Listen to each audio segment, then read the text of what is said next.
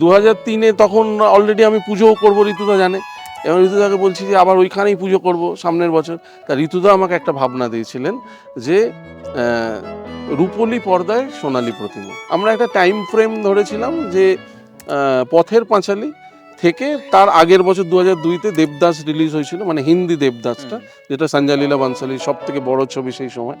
এবং এই প্রায় 16টা ছবির, হ্যাঁ, আমরা একটা টাইম ফ্রেমের মধ্যে এই এমন কিছু ছবিগুলো, যেমন জয় বাবা ফেলুনাথ, যেখানে সিংহের মুখের মধ্যে গণেশটাকে লুকিয়ে রাখা হয়েছিল, হ্যাঁ, এবং ওই কারণে কিন্তু দুর্গাপুজোর ব্যবহার, দুর্গার পুরো ওই এটাকে।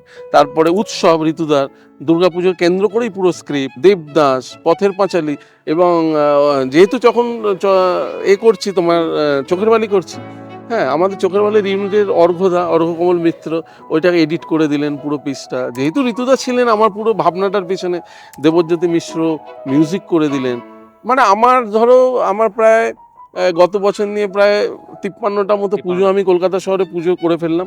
তার মধ্যে যদি খুব উল্লেখযোগ্য কয়েকটা পুজো, এমনি প্রত্যেক কটাই উল্লেখযোগ্য, কারণ প্রত্যেক কটাই আমার মনের ভেতর থেকে আসা ভাবনা নিয়ে করা, আমি কোনোটাকেই ছোট বড় করব না, কিন্তু তার মধ্যেও খুব উল্লেখযোগ্য যদি একটা পুজো বলো সেটা কিন্তু ওইটা।